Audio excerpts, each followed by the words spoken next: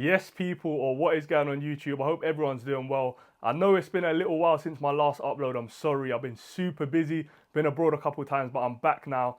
And you guys know I had a 150 to 200 plus fragrances I've got in my collection. Most of them are like oriental or vanilla heavy fragrances, so I thought it'd be a good idea to recommend my top 10. And if you guys are into your fragrances, you'll already know this, but I'll tell you again, vanilla is one of the most popular notes when it comes to fragrances. It can go in sweet ones, spicy scents, florals, gourmand scents, literally anything. And if you've got even more than one fragrance in your collection, I guarantee it's either got vanilla or tonka bean in. But here I've got a wide variety of 10 different scents, and I guarantee you'll find one that you'll enjoy. And the first fragrance on this list is none other than Tom Ford's Noir Extreme.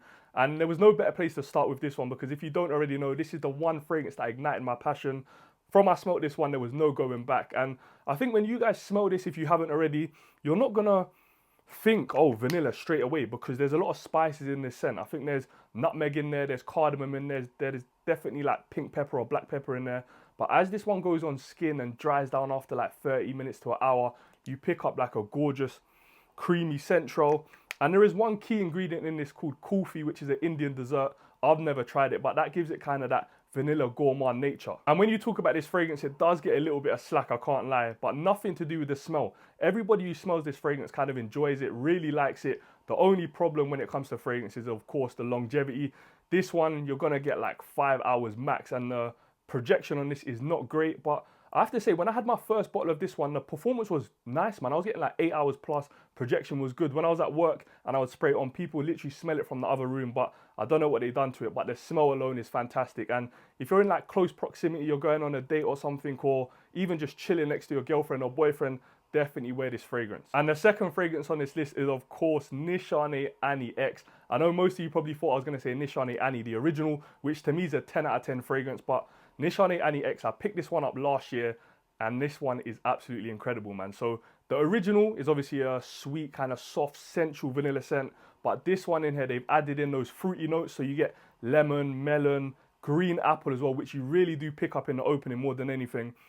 And I think this one's just more wearable than the original. Like, you could actually wear this fragrance all year round. And yeah, man, I think the little changes that they've done to this fragrance definitely improved it. And by the way, I've got 4 Nishan X collection fragrances. Nishan Annie X, I've got Fan Your Flames X, I've got Hashiver X, and I also have Wulong Cha X, which is incredible. If you guys want to see a separate video of me talking about those fragrances, let me know down in the comments. And the next fragrance on this list is one from Hugo Boss. Yes, I know most of you thought this was probably going to be a list full of niche, expensive fragrances, but not at all. This one is great. This is called Boss the Scent Magnetic. So this is different to probably all of the vanilla fragrances I'm going to talk about today. This is like a nutty, kind of warm, cozy fragrance, but you definitely pick up like those woods, like chestnut or something like that in this fragrance, which gives it kind of a little bit more character to it. And I've spoken about this one a lot over on my TikTok, and finally people are starting to hear it. And this fragrance is super affordable, and this kind of proves that you don't have to go out there and spend loads of money to get a nice smelling vanilla fragrance. This one does the job. It's got like a slightly powdery feel to it as well. It smells as if there's like almond in there or something like that. And it might sound weird, but for the longest time, I was actually wearing this fragrance to bed, and I was spraying it over my pillows and my duvet, because it was just one of those fragrances I wanted to smell throughout the night and just smell on me when I'm like in that relaxed state. So if you want something like that, definitely go for this. And out of all of the fragrances on this list, this is one that's probably a little bit more youthful just because of the powderiness in the scent. But that's not to say no one who's mature can wear it. I still wear it. And I think it would be like a good date night fragrance. And when anyone younger says, what kind of fragrance should I get that's affordable, smells great, I always recommend Boss the Scent Magnetic or Rosario the Most Wanted Intense. And the next fragrance on this list is from Super's Budapest. So you might have heard of them because they've been getting a lot of hype over the last 4 or 5 months. And I got sent 6 of them earlier this year, and one of them was the outright favorite for me, man. It stood out miles above the rest of them, and it was, of course, Memories Gold, no doubt there. But I think before we talk about this one, we have to say a massive thank you to Curly Fragrance for putting this brand on the map. And this one is so different to a lot of the fragrances in my collection already, so I think that's why it kind of mesmerized me a little bit. When you smell it or put this on skin, you pick up a booziness to it. So I think there's rum or there's cognac in there. And my favorite fragrance is Angel Share, so you know I kind of resonate with this one. So you pick up that booziness in there, sweet and sugary. Like if you like Arabian's Tonka with the sugary notes in there, this is it, man. So you got boozy, you got chocolatey, you got a little bit powdery, you got sugary, sweet, and then you got that beautiful vanilla. And in terms of longevity, I wore this and I got like 12 plus hours. Like, it wasn't a problem. Sprayed it before I went to sleep. I was still smelling that when I woke up in the morning. And I'm telling you, if this fragrance was like a niche fragrance house that was in Harrods or Selfridges, like Ex Nihilo, they could market this and sell this fragrance for like 250, 300. I have no doubt about it. And the story about this one, I literally tested this a few years ago. Then I tried to get a full bottle of it, but I couldn't. I was told it's discontinued, sold out everywhere. I cannot try it. Then I was in Harrods and I overheard someone, one of the workers in Dior, speaking to someone else saying, yeah, we still got that Fève Délicieuse. And I was like, yo, listen, that Fève Délicieuse needs to be mine. It is that good. So he managed to sort it out for me and I managed to pick up a bottle. I did not want to pick up this size bottle. It's 250 ml, but I thought, why not? You know, if I can't get my hands on it easily again, I might as well get the big bottle to last me ages. And I've heard a lot of people don't like this scent, and I can't really understand why. If you like a fruity fragrance, you're definitely going to like this, because in the opening, you pick up lavender and you pick up cherry. So that's what I get in the opening.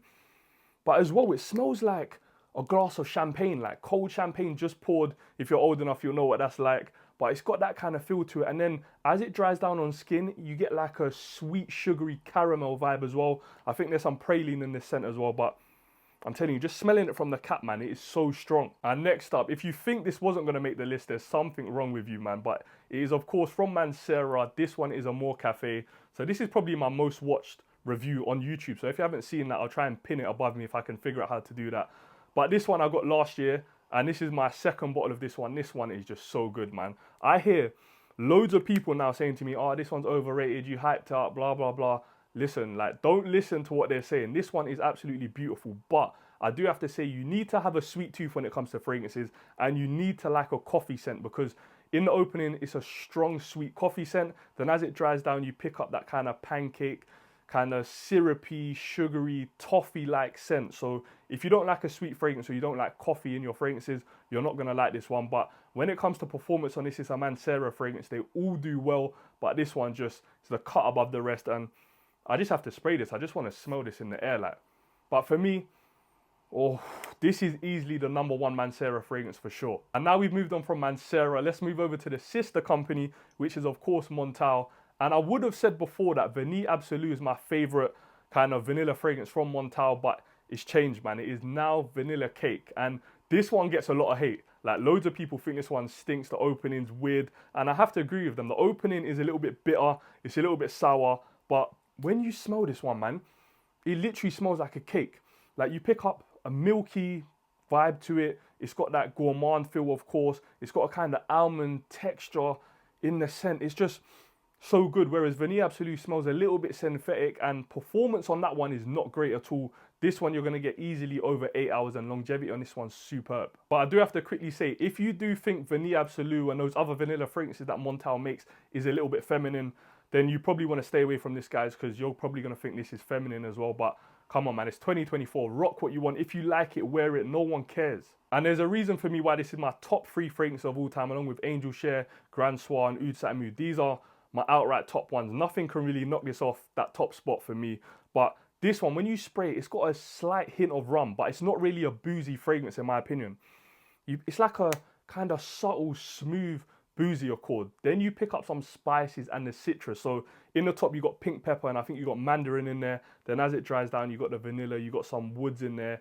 This is just incredible, man. I don't think I've got a big enough vocabulary to explain how good this fragrance is, but all I have to tell you, this is a 10 out of 10. And when it comes to gourmand fragrances, this is it. And the story behind this, Christian Dior used to go to a cafe or a bakery in Paris back in the days, and he used to get the same dessert. And this fragrance is based off of this scent. So just knowing that story, how they recreated like an actual dessert, which he loved, into this bottle of fragrance makes it a little bit more special, man. I'm a sucker for those stories behind fragrances. And the 9th fragrance on this list is from the house called Essential Parfums. And you guys might know that house from fragrances like Bois Imperial, which is similar to Marc Antoine Barra's Ganymede. But this one is a vanilla scent, of course, and it is called Divine Vanille. And this is totally different to the rest because this is not a gourmand fragrance for me. Like, I would not describe it as that. And when it comes to Essential Parfums, they are some of the most affordable niche fragrances on the market. I think you can pick this up 100 ml in the UK for under 90 quid. And now if you like an aromatic fragrance, then I would kind of describe this as that, because when you smell this one, it's very green, it's herbal, it's aromatic.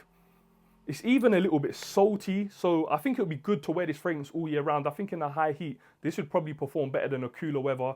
But I know they've called it Divine Vanilla. I wouldn't really call it that because you don't pick up the vanilla in this scent until really like the end of the dry down. But it's done so well. Like starts off green, starts off herbal, got that kind of spicy spikiness to the fragrance. I think there even might be some patchouli in there, but it's the dry down when the vanilla comes through that I enjoy. And the last fragrance on this list, and the best bottle, is of course from the House of Floraicu, Paris. It is Sound of a Ricochet. And I know I said the best bottle, but when you take that off, like the bottle was just like average, but this makes it special. And when you smell this fragrance, you're not gonna say vanilla straight away, like I said with Tom Ford Noir Extreme.